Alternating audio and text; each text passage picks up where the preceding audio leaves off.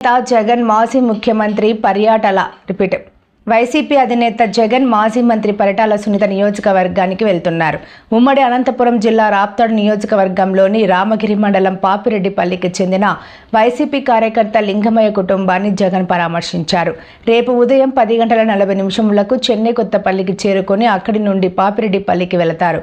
లింగమయ్య కుటుంబాన్ని పరామర్శించిన అనంతరం మధ్యాహ్నం 12:30 ఆయన తిరిగి చెన్నై కొత్తపల్లికి చేరుకొని అక్కడి నుంచి హెలికాప్టర్లో బెంగళూరు బయలుదేరుతారు. కార్యకర్తల కోసం రాష్ట్ర వ్యాప్తంగా ఉండబడిన తెలుగుదేశం పార్టీ కూటమి నాయకులందరికీ పేరు పేరున ఈ పాత్రికేయుల సమావేశం ద్వారా తెలియజేస్తా ఉన్నాను. వారితో పాటు ముఖ్యంగా మా వైఎస్ఆర్ కాంగ్రెస్ పార్టీ కార్యకర్తల కోసం, నాయకుల కోసం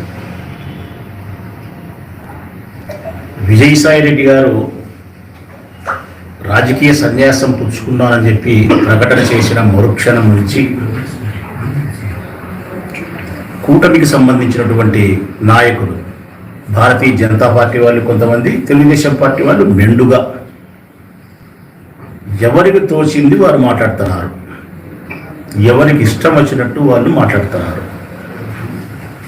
వాళ్ళ సంభాషణ, వాళ్ళ ప్రకటనల యొక్క ఆంతర్యం ఏంటంటే కదా, విజయసాయిరెడ్డి రాజకీయ సన్యాసం స్వీకరించినాడు, ఇక వైఎస్ఆర్ కాంగ్రెస్ పార్టీ కథ అయిపోయింది, ఇది మునిగిపోయే నావ, ఇది మూసేసినటువంటి దుకాణము, ఇలా ఎవరికి నచ్చిన పదజాలాన్ని వారు ఉపయోగిస్తున్నారు. నేను స్పష్టంగా చెప్తా ఉన్నా, మాట్లాడిన ప్రతి పెద్ద మనిషికి, షర్మిలమ్మ గారు కూడా మాట్లాడినారు,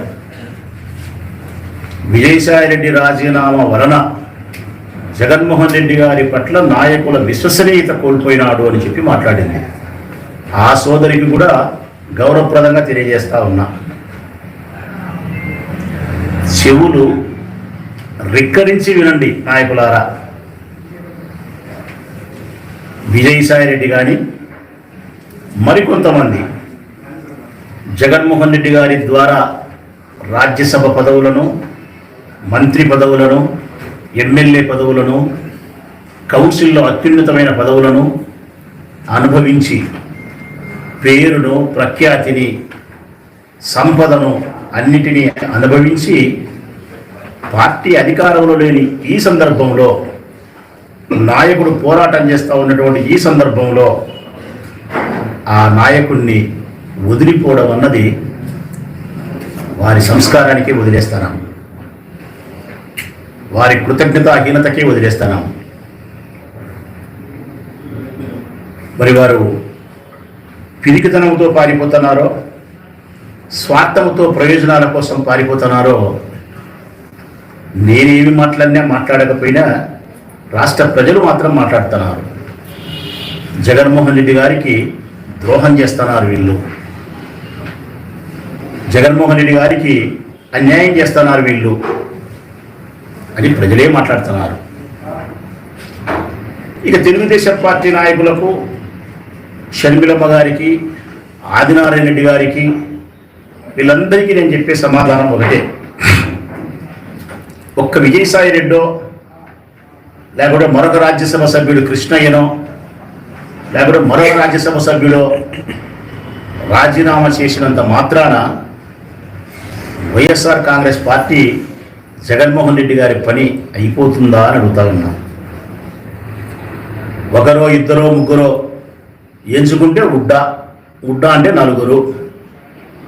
ఒక్క నలుగురు అధైర్యస్తులో, స్వార్థపరులో జగన్ వదిలినంత మాత్రాన జగన్ కోసం ఊపిరి ఉన్నంత వరకు కాదు, ఓపిక ఉన్నంత వరకు కాదు, మరొక జన్మ ఎత్తైనా సరే ఆయన నాయకత్వాన్ని బలపరచాలని చెప్పి కృతనిశ్చయంతో ఉండే నాలాంటి నాయకులు, నాలాంటి కార్యకర్తలు ఈ రాష్ట్రంలో వేలతో ఉన్నారు, వేలతో.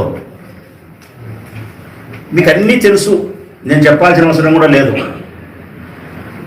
జగన్మోహన్ రెడ్డి గారిని విమర్శించేదే ఎవరంటే కదా ఉత్సాగారే వాళ్ళే. జగన్ పేరెత్తితే ఉచ్చగారే వాళ్ళే జగన్ విమర్శించేది. జగన్ అంటే విపరీతమైనటువంటి అసూయాగ్రస్తులై శరీరం అంతా అసూయ నింపుకునే వాళ్ళే జగన్ విమర్శించేది. మీకు ఎంత భయం లేకపోతే జగన్మోహన్ రెడ్డి అంటే మీకు నిద్రలో కూడా ఏనుగుకు సింహం వచ్చినట్టు మీకు నిద్రలో కూడా వస్తాడనడానికి ఒక ఉదాహరణ చెప్తా.